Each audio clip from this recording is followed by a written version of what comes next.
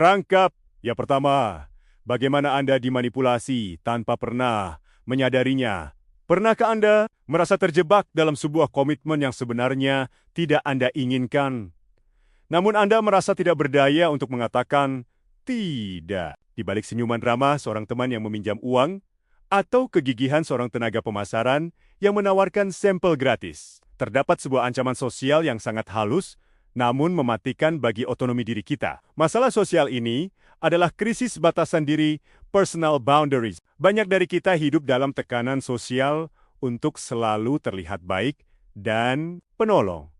Namun justru sifat inilah yang menjadi celah bagi para manipulator untuk mengendalikan hidup kita. Kita seringkali menjadi korban dari sebuah taktik psikologis gelap yang disebut sebagai the foot in the door. Ini bukan sekadar teknik persuasi biasa. Ini adalah cara sistematis untuk menghancurkan pertahanan mental Anda.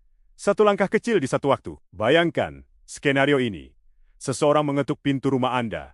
Atau mungkin mengirim pesan singkat hanya untuk meminta bantuan yang sangat kecil. Sesuatu yang sangat sepele. Sehingga jika Anda menolaknya, Anda akan merasa seperti orang yang sangat jahat. Mungkin mereka hanya meminta waktu 2 menit untuk mengisi survei singkat atau meminta Anda memakai stiker kecil untuk mendukung sebuah gerakan lingkungan. Karena permintaannya sangat ringan, Anda pun berkata, "Ya, tentu saja.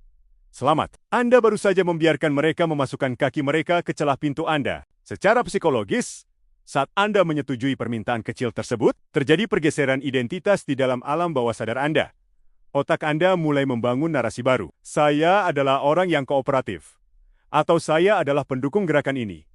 Disinilah letak bahaya yang sebenarnya. Taktik di foot in the door bekerja berdasarkan prinsip konsistensi. Manusia memiliki dorongan batin yang sangat kuat untuk terlihat konsisten dengan tindakan mereka sebelumnya. Para manipulator tahu betul bahwa sekali Anda mengatakan ya untuk hal kecil, peluang Anda untuk mengatakan ya pada hal yang jauh lebih besar akan meningkat secara drastis. Beberapa hari kemudian, orang yang sama kembali. Kali ini, permintaannya tidak lagi sepele. Mereka mungkin meminta sumbangan uang yang besar, komitmen waktu yang melelahkan, atau perubahan gaya hidup yang drastis. Jika mereka langsung meminta hal besar ini di awal, Anda pasti akan menolaknya. Namun, karena Anda sudah terlanjur memberikannya, pertama, Anda merasa terperangkap. Menolak permintaan kedua akan menciptakan ketidaknyamanan mental yang disebut disonansi kognitif. Anda merasa harus tetap konsisten dengan citra diri Anda sebagai orang baik yang telah Anda tunjukkan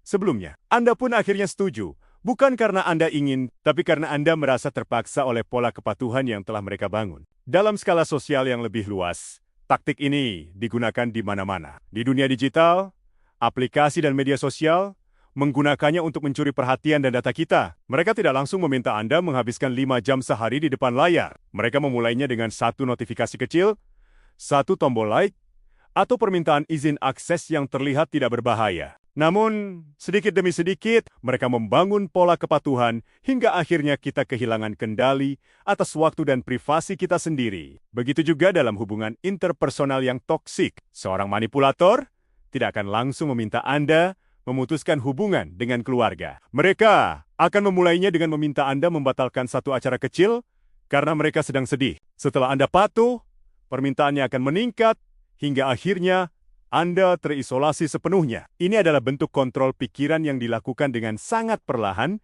sehingga korbannya seringkali merasa bahwa keputusan tersebut adalah kemauan mereka sendiri. Lalu, bagaimana cara kita melawan? Kuncinya adalah kesadaran. Masalah sosial tentang ketiadaan batasan diri ini hanya bisa diatasi jika kita menyadari bahwa kita memiliki hak untuk tidak konsisten. Anda berhak membantu untuk hal kecil dan secara tegas menolak untuk hal besar tanpa harus merasa bersalah. Anda harus berani merusak pola kepatuhan yang coba dibangun oleh orang lain. Ingatlah bahwa setiap ya yang Anda ucapkan memiliki harga, dan jangan biarkan orang lain mencuri kendali atas keputusan Anda hanya karena mereka berhasil menyelipkan satu kaki di pintu. Kisah tentang The Foot in the Door adalah pengingat bahwa manipulasi tidak selalu datang dengan teriakan atau paksaan fisik. Seringkali, ia datang dengan bisikan lembut dan permintaan kecil yang tampak polos. Di dunia yang penuh dengan predator psikologis, menjaga pintu mental Anda tetap tertutup rapat adalah bentuk perlindungan diri yang paling utama. Jangan biarkan langkah kecil mereka berubah menjadi lompatan besar yang menghancurkan hidup Anda. Belajarlah untuk mendeteksi jebakan ini sejak dini. Sebelum pintu Anda benar-benar terbuka lebar dan Anda kehilangan kemampuan untuk berkata tidak.